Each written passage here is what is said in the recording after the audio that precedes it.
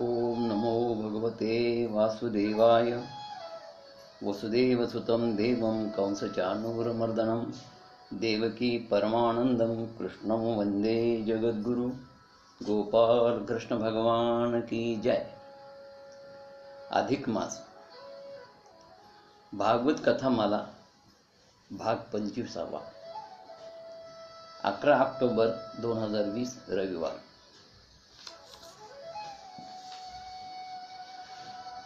काल आपण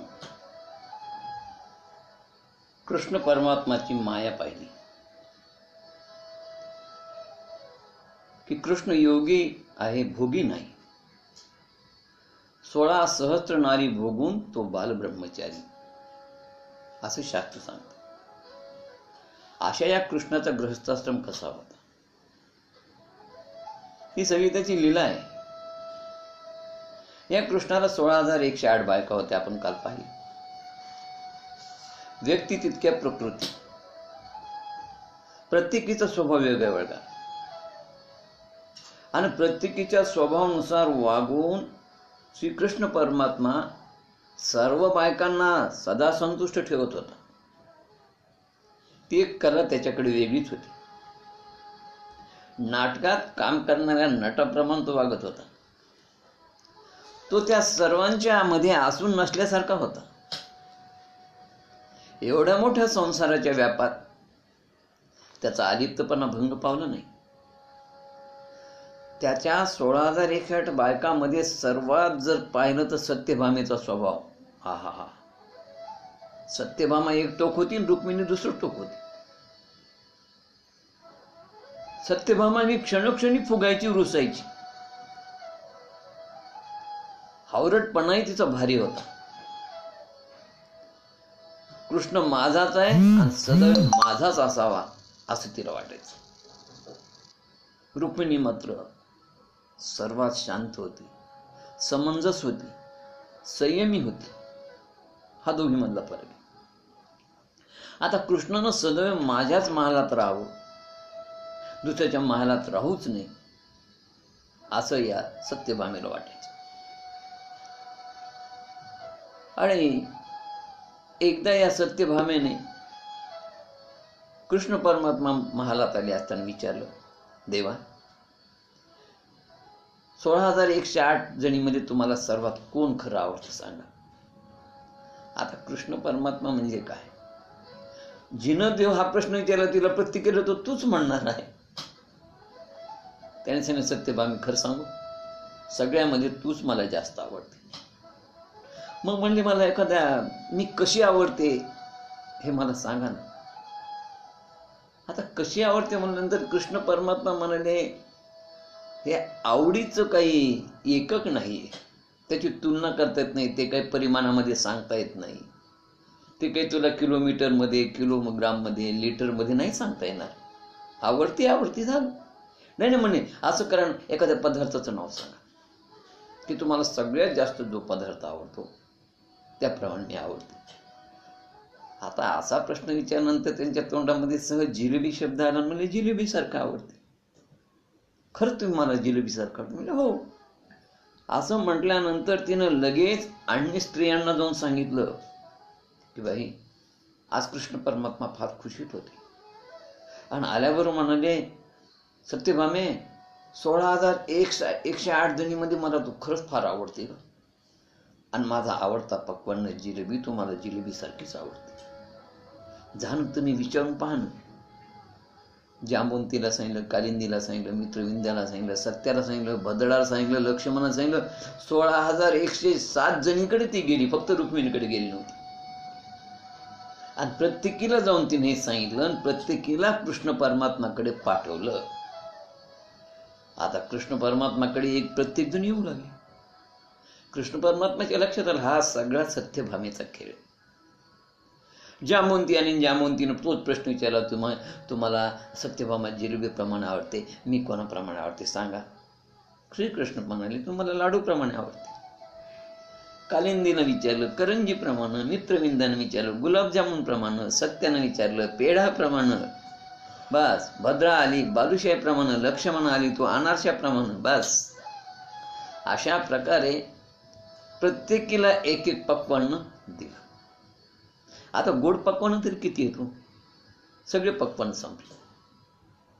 शेवटी मग कोणाला भाजी, कोणाला आमटी, कोणाला चटणी, कोणाला मसाले भात, कैरी भात, आमका भात, तमका भात, सगळे मिष्टान्न, सगळे भाताचे प्रकार संपले. कोणाला कोशिंबिरीचे नाव. शेवटी सगळे 16,107 पदार्थ संपले खाण्याचे. कोणाला भात, कोणाला भाजी, कोणाला आमटी. बस शेवटी या सत्यभामेने या सर्वांना आग्रह करून रुक्मिणीकडे पाठवलं. आणि सगळ्यात शेवटी रुक्मिणीला बळजबरीनं त्यांनी आणलं. रुक्मिणी तयारच नव्हती. ती म्हणजे हे काय असं विचारायचं काम आहे का? हे बरोबर नाही. पण सत्यभामेने स्वतः जाऊन सांगितल्यामुळं रुक्मिणीला यावं लागलं. आणि रुक्मिणीने येऊन भगवंताला जेव्हा विचारलं तेव्हा कृष्ण परमात्म्या लक्षात आलं सगळे पदार्थ संपलेले आहेत, आता केवळ मीठ बाकी आहे. आणि म्हणून कृष्ण परमात्मा सहजच म्हणून गेले की रुक्मिणी तू मला मिठासारखी आवडते. मिठासारखी आवडते म्हणल्यावर सत्यभामा मोठ्याने हसली, खदखदून हसली आणि म्हणाली भात भाजी आमटीपेक्षा, पक्वानापेक्षा हे सगळे श्रेष्ठ असताना मीठ तर म्हणले अगदी कनिष्ठ आहे. आणि म्हणून मग सत्यभामा आणि बाकीच्या 16,106 जणी ह्या सगळ्या त्या रुक्मिणीला सारखं चिडवू लागल्या. पण रुक्मिणी फार संयम होती, शांत होती. तिने तिकडे लक्षच दिलं नाही. पण सत्यभामेला अहंकार झाला होता. मी जिलेबीसारखी आणि रुक्मिणी मिठासारखी हीन, कनिष्ठ, असं ती सारखं तिला नेहमी म्हणायची. हे कृष्ण परमात्म्याच्या लक्षात आलं बघा की ह्या सगळ्या हिला खिजवितात, हिची थट्टा करतात आणि जी थट्टा करून करून यांनी सगळ्यांनी तिची पुरे वाट लावली. म्हणून एक दिवस कृष्ण परमात्माने आपल्या आचार्याला, केटरला, स्वयंपाक्याला सांगितलं की 16,107 पक्वान्न करायचे. पण एक लक्षात ठेवायचं, मीठ कशात टाकायचं नाही आणि पानावर बसल्यानंतर मीठही वाढायला आणायचं नाही. आणि सगळ्यांची जेवायची व्यवस्था एकाच वेळी झाली पाहिजे. झालं. त्या आचार्यांनी, स्वयंपाक्यांनी एकदम 16,107 पदार्थ तयार केले, कशात मीठ टाकलं नाही. आणि 16,108 जणींची जेवायची व्यवस्था केली. कृष्ण परमात्मा 16,109 पात्र लावले. कृष्णासहित सर्व स्त्रिया त्याच्या जेवायला बसल्या. पण जेवायला बसले एवढे पंचपक्वान्न, 107 पदार्थ, पण कोणालाच जेवण जाईना. वाढप्याला त्या सगळ्या म्हणत होत्या अहो मीठ वाढा, मीठ वाढा, मीठ वाढा म्हणून ओरडत होत्या, पण वाढपी काही मीठ वाढेना. आणि इतक्यात सत्यभामा म्हणाली अहो भोजनाला पक्वान्न आहेत, स्वादिष्ट पक्वान्न आहेत, गोड आहेत, पण त्यांच्यात मीठ नाही. आणि मग मिठापासून कसं जेवायचं? कृष्ण म्हणाले एवढे पक्वान्न असताना काय तुम्ही मीठ मीठ करता हो? भरभर जेवायचं, भराभर जेवायचं सोडून मीठ वाढा, मीठ वाढा, हे काय चालू आहे? सत्यभामा म्हणाली पक्वान्न गोड आहेत आणि नुसतं गोड जात नाही, त्यावर रुचकर स्वादिष्ट पदार्थ हवा. आणि तोच रुचकर आणि स्वादिष्ट पदार्थ म्हणजे मीठ. मिठाशिवाय भोजन रुचकर लागतच नाही. बघा, हे सगळे पंचपक्वान्न असून देखील त्यांना मीठ नसल्यामुळे जेवण जाईना. कृष्ण परमात्मा म्हणाले हे पंचपक्वान्न असून तुम्हाला भोजन जात नाही, स्वादिष्ट लागत नाही. म्हणजे नाही का? का तर म्हणतात मीठ नाही. मग मला सांगा हे पंचपक्वान्न श्रेष्ठ आहेत का मीठ श्रेष्ठ आहे? या पंचपक्वान्नामध्ये मिठामध्ये कनिष्ठ कोण आहे? त्यावेळेस त्या सगळ्या खजीलच झाल्या. ती म्हणाली सत्यभामा की अहो मिठाशिवाय जेवण बेचव लागते. त्यावेळेस कृष्ण परमात्मा म्हणाले सत्यभामे मिठाशिवाय जसं जेवण बेचव तसं रुक्मिणीशिवाय माझं जीवनच बेचव आहे. म्हणून लक्षात घ्या रुक्मिणी ही सर्वात श्रेष्ठ आहे. आता कृष्णाचं चरित्र, कृष्णाची कृती, त्याच्या लीला, त्याच्या चरित्राचं रहस्य कळण्यासाठी कृष्ण परमात्म्याची कृपाच व्हावं लागते. आणि ही कृष्ण परमात्म्याची कृपा केवळ रुक्मिणीला झालेली होती. आणि म्हणून रुक्मिणी मिठासारखी आहे, आवडते असं म्हणणं काय, याचा अर्थ काय की रुक्मिणी सर्वांमध्ये श्रेष्ठ आहे. पण हा अर्थ कृष्ण कृपेशिवाय कोणालाही कळणारा नव्हता. गोपाल कृष्ण भगवान की जय. अशा कृष्णाच्या लीला चालायच्या. एकदा नारद द्वारकेत आले असता सत्यभामेच्या महालात आले. सत्यभामेला खूप आनंद झाला. सत्यभामेने त्यांना बसायला आसन दिलं आणि फार दिवसापासून तिच्या मनात एक प्रश्न होता. तिनं तो प्रश्न विचारला. ती म्हणाली, मुनिवरी, जन्मोजन्मी कृष्ण हातपती मिळावा याकरता मला जर चांगलं कुठलं व्रत असेल तर ते सांगा. नारद म्हणाले, सत्यभामे, शास्त्रात मी असं ऐकलेलं आहे की या जन्मी आपण जे दान देतो ते पुढच्या जन्मी आपणास 1000 पटीने मिळतं, असा शास्त्राचा आधार आहे. सत्यभामा ही मागील जन्मामध्ये अहिरावणाची पत्नी होती. तिचं नाव चंद्रसेना होतं. रामचंद्राचं जेव्हा अहिरावण महिरावणाचं युद्ध झालं त्यावेळेस तिनं रामचंद्राच्या सहवासाची इच्छा व्यक्त केली होती. पण तेव्हा रामचंद्रानं सांगितलं, या अवतारात शक्य नाही, माझं एक पत्नी व्रत आहे, मी मर्यादा पुरुषोत्तम आहे. तेव्हा पुढच्या अवतारात मी जेव्हा कृष्ण होईल त्यावेळेस मी तुझ्या सर्व इच्छा पूर्ण होईल असं वचन दिलं होतं. आणि म्हणून त्या वचनाप्रमाणे तिची प्रत्येक गोष्ट ती मान्य करत होती. वचन दिलेलं होतं. पण प्रत्येक गोष्ट मान्य करत असताना कृष्ण परमात्माची एक खुबी होती वागण्याची की युक्तियुक्तीनं तिची खोडही मोडायची. ती खोड मोडायला त्यांनी कमी केलं नाही. आणि अशा रीतीने त्या कृष्ण परमात्म्याची खुबी होती. तर तिनं विचार केला. नारदाला म्हणाली, ते नारदा, जर समजा मी कृष्णाला दान दिलं तर जन्मजन्मी हा मला पती मिळेल? नारद म्हणाले, हो. मग सत्यभामा म्हणाली, ठीक आहे, मी याला दान द्यायला तयार आहे. पण या कृष्णाला दान कोण घेईल हो? नारद म्हणजे काळजी करू नको, मी घ्यायला तयार. नारद कृष्णाला घ्यायला तयार म्हणल्यानंतर तिनं संकल्प सोडून कृष्ण परमात्माचं दान नारदाला केलं. लगेच नारद म्हणाले, कृष्ण परमात्मा म्हणले, बोला मुनीवर. चला म्हणले, आता तुम्ही आमच्या ताब्यात आलात. ठीक आहे म्हणले, हा विना घ्या हातात आणि त्या चिपळ्या, माझ्या मागे वाट चालायला लागा. ठीक आहे म्हणाले. कृष्ण परमात्माने एक हातात विना घेतला, दुसऱ्या हातात चिपळ्या घेतल्या. काही हरकत नाही म्हणजे महाराज, जशी तुमची आज्ञा. ही बातमी क्षणार्धात सगळीकडे पसरली. बाकीच्या अन्य बायकांना, स्त्रियांना कळालं. आणि त्या सगळ्या सत्यभामेकडे आल्या. कालिंदी आली, मित्रविंद आली, सत्य आली, भद्र आली, लक्ष्मण आली, रुक्मिणी आली. रुक्मिणी फक्त आली नव्हती, या सगळ्या आल्या. सगळ्या आल्यानंतर त्या जांबवंतीला म्हणून लागली. जांबवंती म्हणाली आधी तिला, सत्यभामेला, भामे, काय ग, कृष्णावर काय तुझा एकटीचाच अधिकार आहे का? कालिंदी म्हणाली, तो आमचा सगळ्यांचा पती आहे. तुला एकटीला असं दान द्यायचा अधिकार नाही, तू आम्हाला विचारायला पाहिजे, आमची परवानगी घ्यायला पाहिजे होती. मित्रविंदा म्हणाली, कृष्णावर सगळ्यांचा अधिकार आहे, 16,108 जणींचा, आणि आम्हाला न विचारता तू हे कसं दान दिलंस? सगळ्या स्त्रिया नाराज झाल्या होत्या आणि सर्वजणी येऊन त्या सत्यभामेला बोलू लागल्या. एक जण तर म्हणली, पुढच्या स्वार्थासाठी आजचा सहवास गमवून बसली ही बाया. दुसरी म्हणली, हिला हसावं का रडावं? तिसरी म्हणली, हिनं हिचंही पती सुख कला मुकली आणि आमचंही पती सुख बडवलं. याप्रमाणे प्रत्येक स्त्रीनं बोलून बोलून तिची पुरे वाट लावली. तिला पश्चाताप झाला. काय करायला गेले आणि काय झालं? इतक्यात देवकी माता आली. देवकी मातेला बातमी कळाली आणि देवकी माता म्हणाल्या, भामे, केवळ काही प्रश्न तुझ्या एकटीचा नाही ग, तू तुमच्या सर्वांचा पती आहे.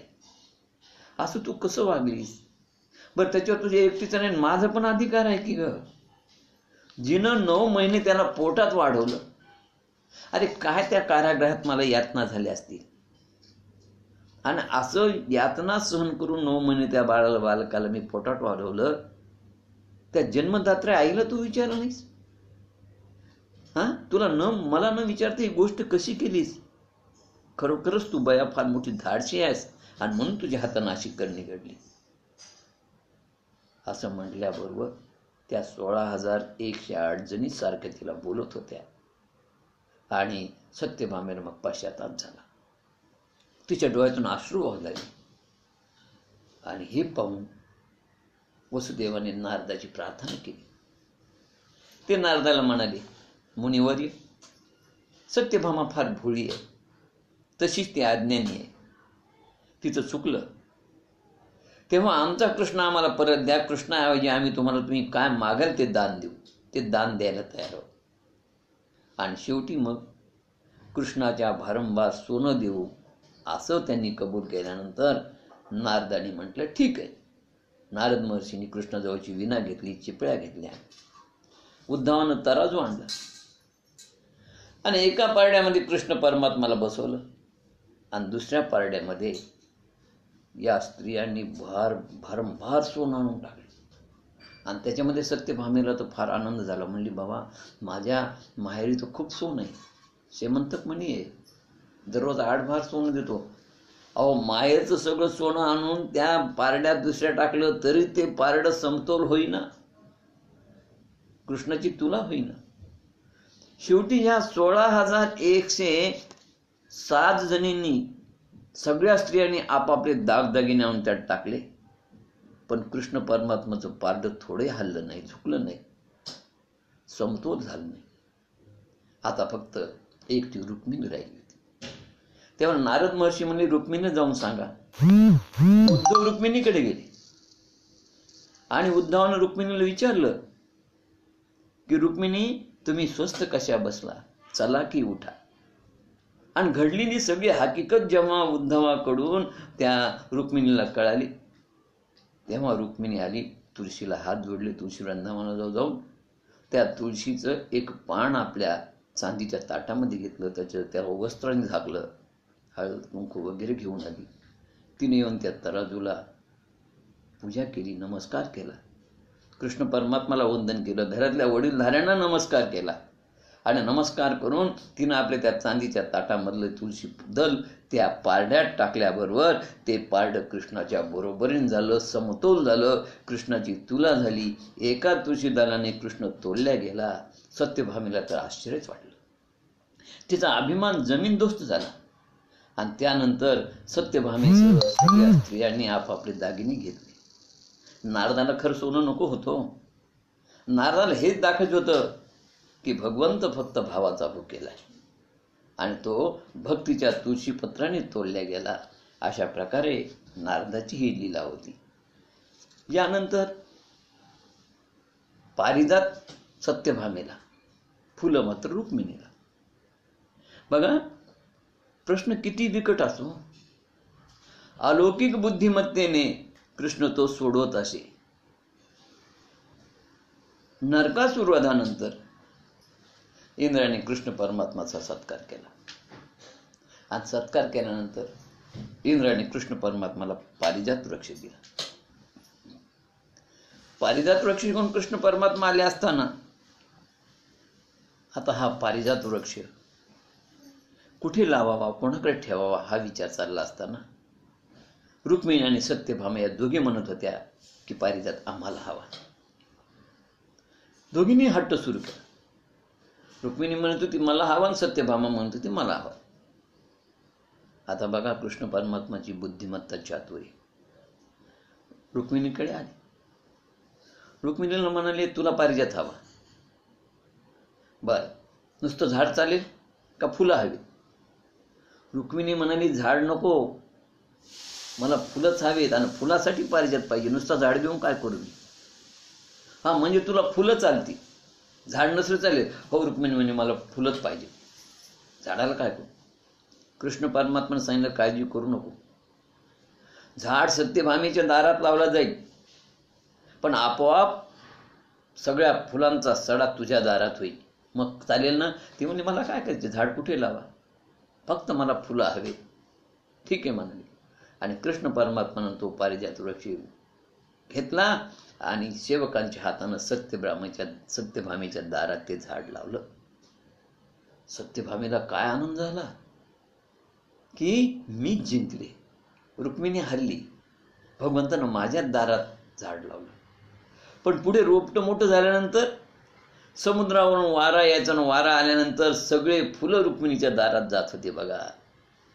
पण ही 3 वर्षानंतर या सत्यभामेच्या लक्षात आलं नाही. पण वेळ त्या क्षणाची जी समस्या होती ती कृष्ण परमात्म्यानं किती बुद्धिचातुर्यानं सोडवली. म्हणून समस्या लहान असो की महान असो, कृष्ण परमात्मा अत्यंत बुद्धिचातुर्याने ते सोडवत होते बघा. असे हे कृष्ण परमात्मा आणि असा त्यांचा संसार चालला होता. पुढे या कृष्ण परमात्माला रुक्मिणीला पहिला मुलगा झाला, तो प्रद्युम्न. हा प्रद्युम्न जो आहे तो मागच्या जन्माचा कामदेव. या कामदेवाचं या 100 सुराचं फार वैर होतं, शत्रुत्व होतं. आणि या कामाला महादेवानं भस्म केलं होतं. कृष्ण परमात्मानं रासलीलेमध्ये या कामाला हरवलं होतं आणि पुढे महादेवाने त्याला भस्म केलं, तो जाळला. तो कामदेव मदन रूपामध्ये कृष्ण आणि रुक्मिणीच्या पोटी प्रद्युम्न म्हणून जन्माला आला, ज्याला रुद्रानं भस्म केलं होतं. या कामदेवानं परत त्या रुद्राला विनंती केली की मला देह प्राप्त व्हावा, आणि अशा रीतीनं शंकराच्या कृपेनं हा वासुदेवाचा पुत्र म्हणून जन्माला आला. आता हा जन्मल्याबरोबर हा पुत्र जन्माला ही 100 असुराला कथा कळाली. 100 असुर हा कामदेवाचा शत्रू होता आणि म्हणून त्या 100 असुर राक्षसानं जन्मलेल्या बाळाला पहिल्या 10 दिवसाच्या आत त्याचं हरण केलं आणि समुद्रात फेकून दिलं. समुद्रात फेकलेल्या त्या प्रद्युम्नाला छोट्याशा बाळाला एका माशाने गिळलं. माशाने गिळल्यानंतर तो मासा योगायोगाने एका कोळ्याच्या जाळ्यामध्ये आला आणि कोळ्याच्या जाळ्यात आल्यानंतर त्या कोळ्याने त्या 100 सुराला नजरानं म्हणून भेट दिला, शत्रूलाच. आणि त्यानं तो मासा घेतला. मासा घेतल्यानंतर पाकगृहात दिला. पाकगृहातील जो कोणी आचार्य होता प्रमुख, त्या आचार्याने त्याला चिरल्याबरोबर त्या पाकगृहाची व्यवस्था पाहणारी मायावती होती, म्हणजे मागच्या कामदेवाची पत्नी रती. ही त्या 100 सुराच्या पाकगृहात प्रमुख म्हणून होती, कारण 100 सुरानं तिला त्या ठिकाणी प्रमुख म्हणून नेमलेलं होतं. ही मायावती म्हणजे या कामाची पत्नी होती, ज्याला शंकरानं दग्ध केलं होतं. तिचं नाव रती होते आणि रती आपल्या दग्ध झालेल्या पतीच्या पुनर्जन्माचीच वाट पाहत होती. तिला माहित होतं माझा पती परत जन्म घेणार आहे. आणि ज्यावेळेस या मायावतीची नारद महर्षीची भेट झाली, त्यावेळेस नारद महर्षींनी सांगितलं की रती, हा तुझा मागच्या जन्मातला पती आहे, हाच कामदेव आहे ज्याला शंकर भगवंतानं दग्ध केलं, आणि तोच कामदेव आता या रुक्मिणीच्या आणि कृष्णाच्या पोटी प्रद्युम्न म्हणून जन्माला आलेला आहे. मग ती स्वतः रती त्या बालकावर खूप प्रेम करू लागली. मासा चिरला, पण 100 सुरांना माहित नाही त्यातून हा बालक जन्माला आलेला आहे. आणि मायावती त्याच्यावर एवढी प्रेम करत होती की तो प्रद्युम्न तारुण्यात आला. तारुण्यात आल्यानंतर तो अत्यंत सुंदर दिसत होता. तो मदनाचा पुतळाच होता. सुंदर दिसत असल्यामुळं, आणि मायावतीला माहित होता हा आपला पती आहे, मागचा पतीच आहे म्हणून मायावती त्या पुत्राकडे कामुक नजरेनं पाहत होती, कामुक नजरेने त्याची सेवा करत होती. आणि जेव्हा प्रद्युम्नाच्या लक्षात आलं तेव्हा प्रद्युम्नानं विचारलं की माते, तुझी विपरीत बुद्धी का? तू मात्र आणि वात्सल्य भावानं माझ्याकडे पाहत नाहीस. तू मला कामातूर स्त्रीसारखी भासतेस. आणि त्यावेळेस या रतीनं सगळी हकीकत सांगितली. तू कृष्णपुत्र आहेस. तुला पहिल्या 10 दिवसामध्ये तुझ्या शत्रूनं 100 असुरानं समुद्रात फेकलं होतं. एका माशानं तुला गिळंकृत केलं आणि तो मासा योगायोगानं 100 असुरांनी विकत आणला. 100 असुराकडे आला आणि तो पाकगृहात दिला असताना त्या माशाला जेव्हा कालवण करण्यासाठी त्याचं पोट फाडलं, त्या पोटात सुंदर बालक निर्माण झाले, ते तू. आणि तू प्राप्त झाल्यानंतर तुला मी सांभाळून ठेवलं. आणि नंतर माझी आणि नारद महर्षींची भेट देणं, नारद महर्षीनं सांगितलं की रती, ते जे बालक आहे ते तुझा पती आहे, तोच कामदेव आहे. प्रद्युम्न म्हणून या श्रीकृष्ण परमात्माच्या पोटी जन्माला आलेला आहे. आणि म्हणून मी तुझ्याकडे अशा भावनेने पाहत होते. त्यावेळेस प्रद्युम्नानं तिला समजावून सांगितलं.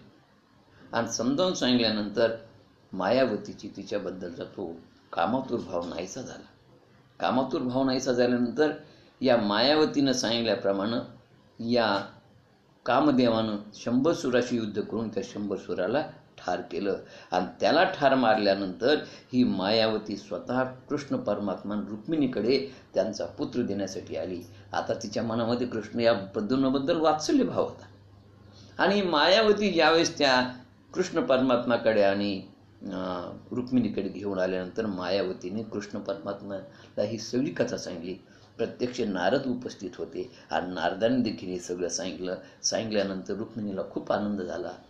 आणि अशा रीतीनं हा प्रद्युम्न लहानाचा मोठा होत गेला. आणि मोठा झाल्यानंतर मग या प्रद्युम्नाचा जो आहे तो विवाह करायचं ठरलं बघा. आणि मग हा प्रद्युम्न मोठा झाल्यानंतर रुक्मिणीचीच मुलगी याला दिली बघा. राजा रुक्मिण्यानं म्हणजे रुक्मिणीचा भाऊ आपल्या मुलीचं स्वयंवर ठरवलं होतं. देशोदेशीचे राजे स्वयंवराला आले होते. तसा प्रद्युम्न आला होता. हा श्रीकृष्णाचा पुत्र अत्यंत सुंदर होता, मदनाचा पुतळा, जसं दुसरा कृष्णच हो. आणि या प्रद्युम्नाच्या सौंदर्यावरती रुक्मावती भाळली. तिने या प्रद्युम्नाला माळ घालायचं ठरवलं. कारण हा दिसायला सुंदर, रुक्मावती देखील दिसायला, रुक्मावती दिसायला सुंदर होती. तिच्या आशेनं अनेक राजे आले होते. त्या राजाचं या प्रद्युम्न बरोबर युद्ध झालं. या युद्धामध्ये प्रद्युम्नाने त्या सर्वांना जिंकून रुक्मावतीचं हरण केलं. आणि अशा रीतीनं रुक्मीचा श्रीकृष्णाने अपमान केला होता. आता आपण परंतु हे त्याला स्मरण होतं. पण बहिणीवरचं प्रेम आणि प्रत्यक्ष सर्वांग सुंदर असलेल्या अशा राजकुमाराला आपल्या मुलीनं वरलं, तिची ही निवड, त्यामुळे त्याने या विवाहास मान्यता दिली. आता इथे खरं जनरेशन गॅप आहे बघा. आपली त्या काळात बहिणीवर सत्ता चालली, पण आपल्या मुलीवर सत्ता चालत नाही. हा गॅप आहे जनरेशनचा. बहीण आपल्या बरोबरच होती, बहीण आपल्या ऐकण्यात होती. आता मुली ऐकण्यात नाहीत, याचं ज्ञान होतं व्यासांना. म्हणून त्यांनी या कथेमध्ये असं वर्णन केलं की शेवटी रुक्मिया शांत राहिला. आणि अशा रीतीनं त्या विवाहाला त्यांनी मान्यता दिली. आणि अशा रीतीनं त्या रुक्मावतीचा प्रद्युम्नाचा विवाह झाला. या प्रद्युम्नाला अनिरुद्ध नावाचा पुत्र झाला. या अनिरुद्धाचे 2 विवाह झाले. पहिला विवाह झाला रोचना बरोबर. रोचना ही रुक्मियाची नात होती बघा. रुक्मीची नात होती आणि रुक्मियाची मुलगी होती. आणि दुसरा विवाह झाला बाणासुराची कन्या उषा बरोबर.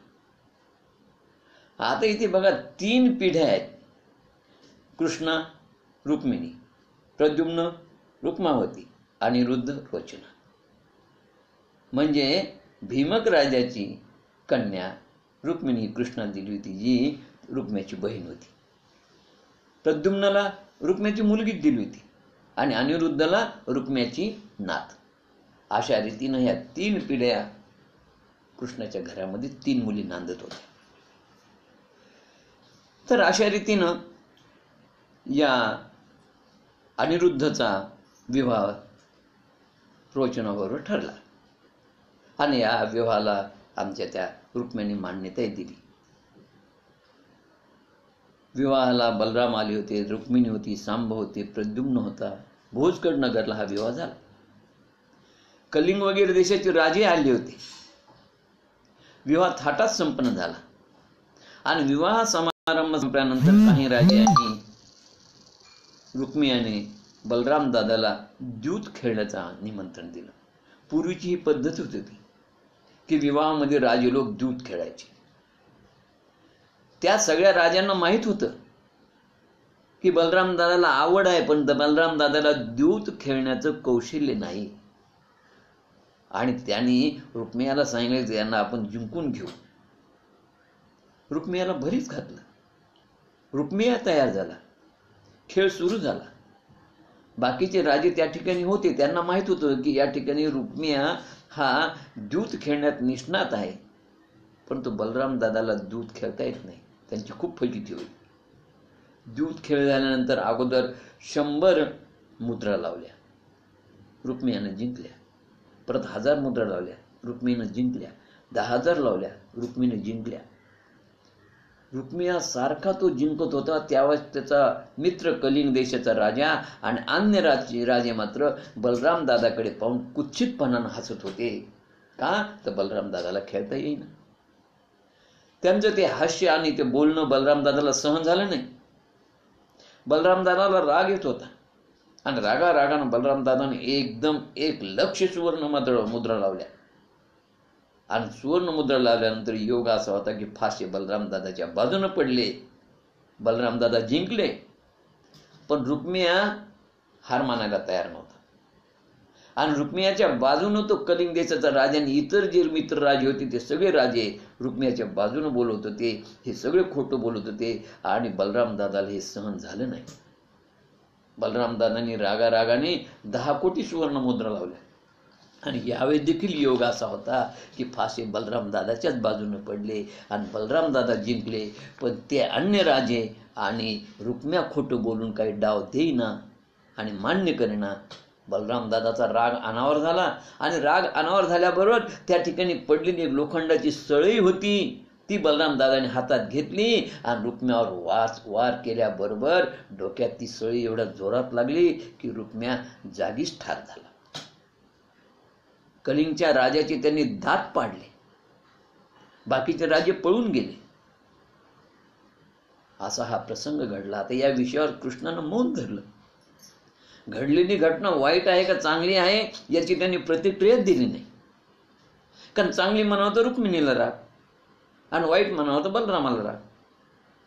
अशा प्रकारे कृष्णाचं गृहस्थाश्रमात वागणं होतं बघा. आणि अशा रीतीनं या अनिरुद्धचा विवाह झाला. अनिरुद्धचा दुसरा विवाह झाला उषा बरोबर. उषा ही बाणासुराची कन्या.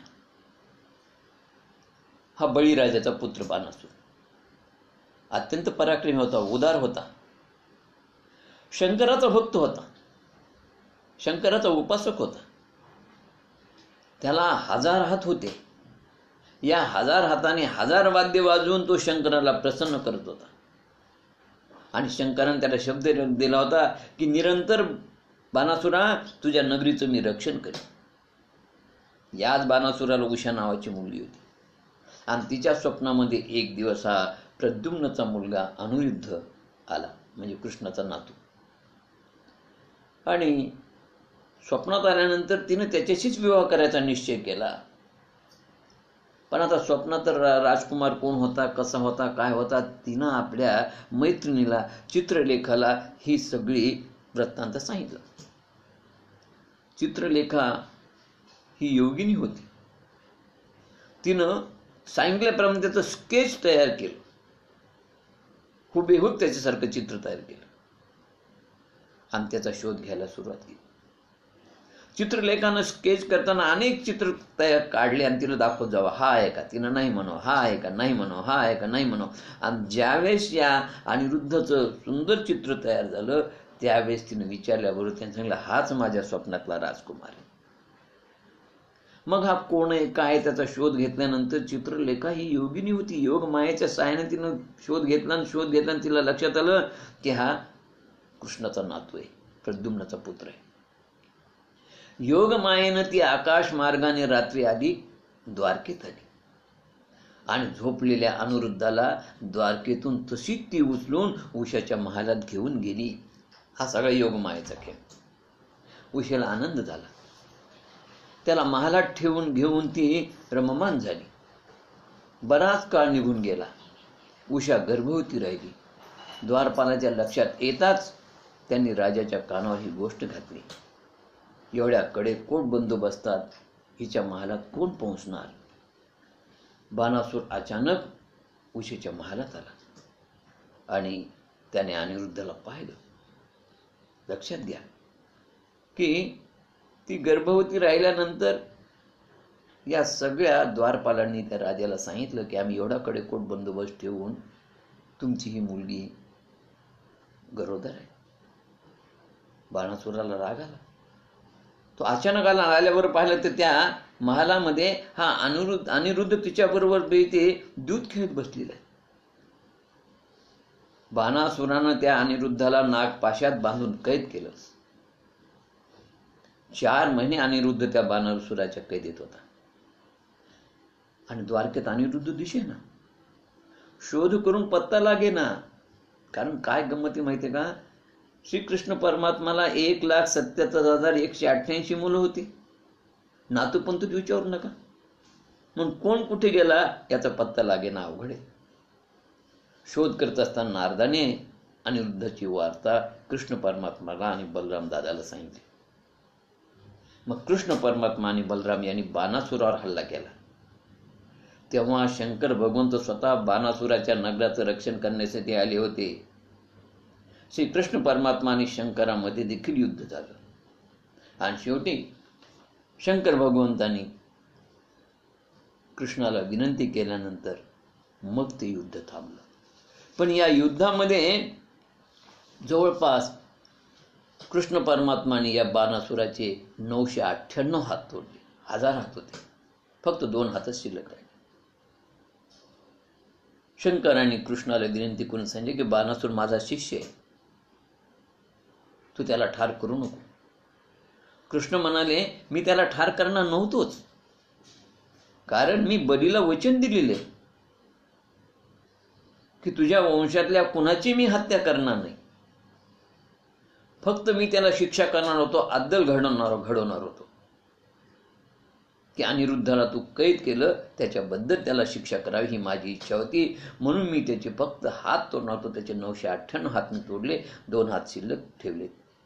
असं म्हणून कृष्णाने सांगितले मी त्याची हत्या मुळीच करणार नव्हतो. कृष्णाचा हा चमत्कार पाहून बाणासुरही प्रभावित झाला.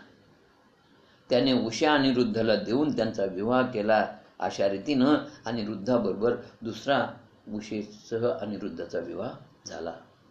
यानंतर जांबवतीचा पुत्र सांब, ज्याचा विवाह दुर्योधनाची कन्या लक्ष्मणा हिच्याबरोबर झाला.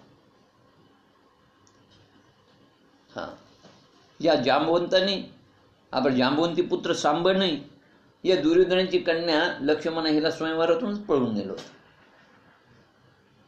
कौरवांनी हे स्वयंवर ठरवलं होतं. त्या स्वयंवरात सांब आला आणि त्यांनी तिला पळवून नेलं.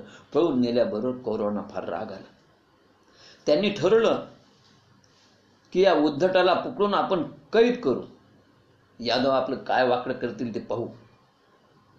अशा उन्मत्त झालेल्या त्या कौरवांनी याला अद्दल घडवण्यासाठी दुर्योधनाने आणि सर्वांनी मिळून, त्याच्या मित्रराजाने मिळून सांबाला पकडलं.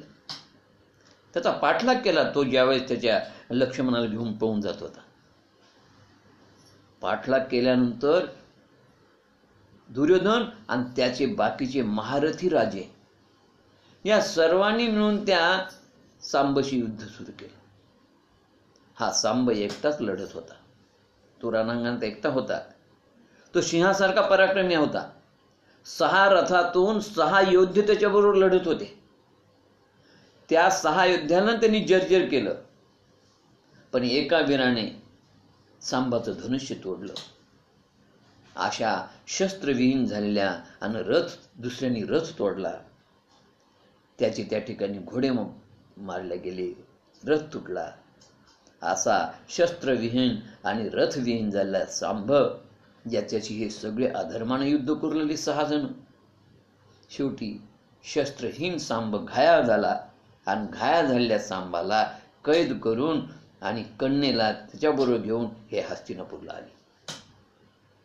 हस्तिनापूरला आल्याची सगळी बातमी नारदाकडून वृत्तांत कळाला की 6 जणांनी सांबाला युद्ध करून त्याला घायाळ केलं आणि उषाला आपलं त्या लक्ष्मणाला आणि सांबला ते परत घेऊन गेले आणि सांबला कैदेत ठेवलेले. हे ऐकून यादव चिडले. उग्रसेनाने कौरवावर चढाई करायची तयारी केली, पण बलराम दादांना थांबवलं. ते म्हणले, आपसातला प्रश्न आहे, लढाईपेक्षा जर सामोपचाराने मिटलं तर बरंच. त्याकरता बलराम दादा स्वतः शिष्टाई करायला आले हस्तिनापूरला. त्यांनी कौरवांना सांगितलं, तुम्ही अनेक जणांनी मिळून अधर्माने या धर्मशील पराक्रमी अशा सांबाला एकटा पाहून बंदिवान केलं. आपल्यामध्ये आपापसात फूट पडू नये, वाईटपणा येऊ नये म्हणून आम्ही हे सगळं सहन केलं. पण याचा अर्थ असा नाही की आम्ही असमर्थ आहोत म्हणून. आम्ही कमी नाहीत, पण आम्हाला आपसात हे युद्ध नको आहे आणि म्हणून मी तुमच्याशी समझोता करायला आलो. त्यावेळेस कौरवाने उद्धटप्रमाणे उत्तर दिलं. ते म्हणाले, कुंतीच्या विवाहामुळं तुमचा आमचा आप्तपणाचा संबंध आलाय, लक्षात ठेवा. तुम्हाला आम्ही राज्यपद दिलं, आमच्या सामर्थ्यावर तुम्ही जगणारे आमच्या विवाहामध्ये येऊन असा धुडगूस घालता, उर्मटपणा करता, आणि म्हणून आम्ही त्या उर्मट सांबला कैद केले, त्याला अद्दल घडवण्यासाठी. गर्वानं, उन्मत्तपणानं, अहंकारानं हा दुर्योधन बोलत होता. बलराम दादानं ते बोलणं सहन केलं, पण त्यांना सहन होत नाही. त्यांना राग आला, आणि राग आल्यानंतर ज्यावेळेस त्यांनी पाहिलं की यांचं आता अति झालं, त्यावेळेस त्यांनी हातात नांगर घेतला आणि एकदम उभे राहिले.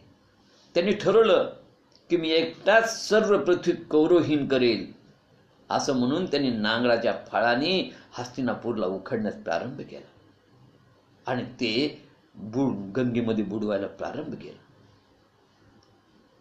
बलरामाचा तो आविष्कार, तो आविर्भाव, तो क्रोध हे पाहिल्याबरोबर दुर्योधनासह सगळे कौरव घाबरले आणि ते सगळे बलरामाला शरण गेले. आणि बलरामाला शरण गेल्याने त्यांनी सांबाची सुटका केली आणि सांबाची सुटका करून दुर्योधन कन्या लक्ष्मणाचा त्याच्याशी विवाह लावून दिला आणि अशा रीतीनं बलरामासोबत त्या वधूवरांना द्वारकेस पाठवले. गोपाल कृष्ण भगवान की जय. यानंतर आपण कृष्ण परमात्माचा गृहस्थाश्रम बघणार आहोत. नारदाच्या मनात इच्छा निर्माण झाली होती की कृष्ण परमात्माचा गृहस्थाश्रम पाहावा. पण कसं आहे माहितीये का, ब्रह्मचार्याने गृहस्थाश्रमाच्या नादी लागू नये. पण नारदाच्या मनात इच्छाच झाली की 16,108 स्त्रियांशी कसा संसार करत असेल, कुणाबरोबर केव्हा जेवत असेल, कुणाबरोबर कसा सुखसंवाद करत असेल, कुणाबरोबर कुठे विहार करत असेल, हे कुतूहल मनात निर्माण झालं. आणि म्हणून एकदा नारद महर्षी द्वारकेला कृष्णाच्या महालात आले. कृष्णाच्या महालात आल्याबरोबर अगोदर ते रुक्मिणीच्या महालात गेले. 16,108 सारखे महाल होते हो, एकासारखे, आणि जवळजवळच महाल. नारदानी या रुक्मिणीच्या महालात प्रवेश केला. रुक्मिणीच्या महालात प्रवेश केल्याबरोबर पाहतात तर त्या ठिकाणी रुक्मिणी त्यांना पंख्यानं वार घालत आहे. नारदाला पाहत कृष्ण परमात्मा पलंगावर उतरले. त्याने देवर्षी नारदांचं स्वागत केलं, नमस्कार केला. केव्हा आलात, कसे आलात, कुठून आलात, क्षमकुशल विचारलं, स्वागत केलं, कंदफळमुळे दिले आणि जेवणाचा आग्रह पण केला. पण नारद म्हणले, जेवण नको म्हणले. केव्हा आला तर म्हणले, आत्ताच आलो आणि 1 मिनिटात येतो म्हणून तिथून उठले आणि पटकन बाजूच्या महालात गेले. त्यांना इथं कृष्ण आहे, बाजूच्या महालात काय अंधार आहे हे पाहायचं होतं. आणि म्हणून बाजूच्या महालात आले. पाहता तर ते जांबुंतीसह तिथं सारीपाट खेळत बसले. तिथे कृष्ण परमात्मा भगवंताला आपल्याला काहीच माहित नाही असं दाखवलं आणि विचारलं, केव्हा आले? म्हणले, हे काय आत्ता चालू. म्हणले, जेवण करा. नाही म्हणले, 1 सेकंद देतो. आणि तिथून लगेच पुढच्या सत्यभामेच्या महालात आले. तिथं पाहतात तर ते मुलांना खेळवले. इथंही कृष्ण परमात्माना आपल्याला काही माहीतच नाही असं करून विचारलं, केव्हा आलं तर म्हणे, आत्ता चालू. जेवण करा. म्हणले, नाही. कालिंदीच्या महालात आले. येऊन पाहतात तिथं तर भगवान कृष्ण परमात्मा स्नान करतायत. मित्रविंदाच्या महालात आले. तिथं पंचमहायज्ञाची तयारी चालली दिसली. सत्याच्या महालात आली. सत्याच्या महालात ब्राह्मणांची पंगत बसली होती, भोजन चाललं होतं आणि कृष्ण परमात्मा स्वतःच्या हाताने त्यांना पदार्थ वाढत होते. नारदाला पाहिला, बरोबर या या या म्हणले, केव्हा आलात म्हणले, का आता चालू म्हणले, चला पंगत बसली, बसा जेवायला, भोजन करा. भोजन करण्याची विनंती केली, पण नारद म्हणे नाही नाही, माझं भोजन झाले. भगवंताने विचार केला, म्हणले सद्ग्रहस्था, अरे किती खोटं बोलशील, किती वेळापासून तू माझ्याच घराभोवती फिरतो आणि प्रत्येक वेळी मी तुला विचारतो केव्हा आला, तर म्हणतो आत्ताच आलो. अरे उपाशीपोटी माझ्या घराघरात फिरत आहेस रे बाबा. तुझ्या वडिलाला ब्रह्मदेवाला माझी माया कळाली नाही तर तुला कशी कळेल रे. आणि म्हणून ब्रह्मचार्याने गृहस्थाश्रमात लुडबुड करू नये रे बाबा. सत्याच्या महाराजाने तर गायत्री जप चालला होता, भद्राच्या महाराजाने ढाल तलवारीचा सर्व चालला होता, लक्ष्मणाच्या महाराजाने तर कृष्ण परमात्मा पलंगावर वामकुक्षी करत होते. म्हणजे कुठे कृष्ण परमात्माची संध्या चालू होती, कुठं मौन चालू होतं, कुठं मंत्राबरोबर चर्चा चालू होती, कुठं दानधर्म करू लागले, कुठं पुराण वाचन करू लागले, कुठे शास्त्राचा अभ्यास करू लागले, कुठे बलरामाची चर्चा करू लागले, कुठे मुलांचा अभ्यास घेऊ लागले. कृष्ण एक पण रूप अनेक. 16,108 ठिकाणी त्यांना कृष्ण दिसला वेगवेगळ्या लीला करताना. आणि कळे ना काही, कित्येक तासापासून मी फिरतो पण मला कृष्ण वेगवेगळ्या रूपात दिसत आहे. आणि बघा आत्ता चालू असं ते म्हणायचे, पण भगवंताची माया नारदाला कळाली नाही. शेवटी कृष्ण परमात्मा म्हणजे, नारदा तुमच्या वडिलांना, तुमच्या बापाला, ब्रह्मदेवाला माझी माया कळाली नाही तर तुम्हाला काय कळेल हो. ब्रह्मदेवाने पंचमहाभूतांनी सृष्टी निर्माण केली होती, पण मी माझ्या स्वस्वरूपातून वासरण गोपाळ निर्माण केली होती. आणि हे निर्माण करून ब्रह्मदेवाला आश्चर्यचकित केलं होतं. मूळ वासर आणि गोपाळ निर्माण करून ब्रह्मदेवाने ब्रह्मलोकात झोपवले. आणि माझी काय फजिती पाहण्यासाठी खाली आले असताना मी माझ्यापासून तशी वास्त्र आणि गाई आणि गोपाळ निर्माण केली, मी माझ्यापासून तयार केली. अशा रीतीनं ब्रह्मदेवाला माझी लीला कळाली नाही, म्हणून ही सगळी भगवंताची लीला आहे. 16,108 मुलं बाळ, हे सगळं भ्रम आहे, माया आहे, खरं काही नाही. काल आपण पाहिलं त्याप्रमाणे अशी ही माया. आणि एकदा त्याच्या मनात आलं नारदाच्या, की नारद म्हणले, भगवंता खरंच हे 16,108 मुलं तुझी माया आहे, ही सगळी तुझी लीला आहे, हे जगत म्हणजे तुझी माया आहे. तू निर्गुण असून सगुण रूपात इथे आलास म्हणजे तुझी माया आहे, तर मला एकदा माया दाखवाच, नारद म्हणाले. त्यावेळेस भगवंत हसल्यावर नाही म्हणजे, काय दाखवायची नारद तुला माया, नाही नाही मला दाखवाच, असं म्हणत म्हणून दोघे एका नदीच्या किनाऱ्यावर आले हो. कृष्ण परमात्मा म्हणले, नारदा मला फार तहान लागली, पण या नदीचं पाणी पिण्यास योग्य नाही म्हणाले, मला पाणी हवंय. तेवढ्याच समोर एक गाव दिसला. गाव दिसल्याबरोबर नारद म्हणाले, कृष्णा समोर गाव दिसतो, मी तिथून तुला गडूभर पाणी घेऊन येतो, तांब्याभर पाणी घेऊन येतो. आणि पाण्यासाठी नारद त्या नदीतून समोरच्या गावात दाखल झाले. त्या घरामध्ये दरवाजा वाजवला, कळकडी वाजवल्याबरोबर एक सुंदर तरुणी बाहेर आली. आणि सुंदर तरुणी बाहेर आल्यानंतर तिनं दार उघडलं. दार उघडल्याबरोबर त्या तरुणीचं सौंदर्य पाहिल्याबरोबर नारद विसरून गेले की मी पाणी मागण्यासाठी आलो म्हणून. आणि विसरून गेले आणि नारद तिच्यावर गप्पा मारू लागले. बोलता बोलता त्यांचं संभाषण चालू होतं, गप्पा गोष्टी झाल्या. आणि गप्पा गोष्टी झाल्या असताना दुसऱ्या दिवशी परत नारद तिथे उपस्थित. असं 1, 2, 3 दिवस सतत नारद त्या ठिकाणी येऊन आपल्या मुलीशी गप्पा मारतात. हे पाहिल्यानंतर त्या मुलीच्या मनात इच्छा निर्माण झाली की आपल्याकडे सत्ता आहे, संपत्ती आहे, इस्टेट आहे, सगळे, मुलगा आहे छान आहे, आपल्या मुलीचा सांभाळ चांगला करेल. आणि म्हणून त्या मुलीच्या पित्यानं नारदाला घरजावे होण्याची ऑफर दिली आणि नारदाने मान्य केली. नारद घरजावे झाले. छानपैकी घर मिळालं, दार मिळालं, शेती मिळाली. एकुलती एक मुलगी होती त्यांना. पाहता पाहता 3 मुलं झाली. सासू सासरे वारले. आता सासू सासरे वारल्यानंतर सगळी सत्ता संपत्ती नारदाच्याच हातात आली, नारदाच्याच नावावर त्यांनी केलं होतं. 3 मुलं झाले. 12 वर्षाचा काळ लोटला आणि एक दिवस अचानक त्या नदीला मोठा पूर आला आणि पूर आल्यानंतर त्या पुरामध्ये सारं गाव वाहून गेलं. नारदानी पत्नीला मुलांना वाचवण्याचा खूप प्रयत्न केला. एक मुलगा खांद्यावर होता, एक मुलगा आपल्या डाव्या हातात होता, एक मुलगा जे ते उजव्या हातात होता. पत्नीला हाताने धरलं होतं. एक खांद्यावर, एक डाव्या बगलेत, एक उजव्या बगलेत आणि पत्नी हातामध्ये. अशा प्रकारे त्या पाण्याच्या प्रवाहामध्ये हे सगळे घरं दारं गुरं जनावरं माणसं सगळे वाहत चालले होते. नारद त्यातून वाचण्याचा प्रयत्न करत होते आणि सारखे ओरडत होते ते वाचवा वाचवा वाचवा. प्रत्येकाला आपापलं पडलं, कोण कोणाला वाचवणार आहे. आणि तेवढ्या पाण्यामध्ये अचानक आपल्या वरचा मुलगा सुटला लहान आणि तो पाण्यात वाहून गेला की नारदाला खूप दुःख झालं. आणि त्या मुलाला धाण्याच्या गडबडमध्ये उजव्या बगलेतला मुलगा निवडून गेला आणि बायकोचा हात सावरता सावरता डाव्या बगलेतला मुलगा पडून गेला. 3 मुलं वाहून गेले नारदाच्या समक्ष. पाहता पाहता पाण्याचा मोठा लोंढा आला आणि लोंढा आल्याबरोबर पत्नीचाही हात सुटला आणि तीही वाहत चालली. ती फेकलेली. अशी वाहत जात असताना नारद मोठमोठ्याने ओढू लागले, अहो कुणीतरी वाचवा, कुणीतरी मदत करा, कुणीतरी मदत करा. पण कोणीच मदत करेना. शेवटी पुरातून एक मोठी लाट आली आणि लाट आल्याबरोबर नारद हे किनाऱ्यावर फेकल्या गेले. आणि किनाऱ्यावर फेकल्या गेल्यानंतर एकदम अचानक त्यांना सौम्य स्वरात आवाज आला.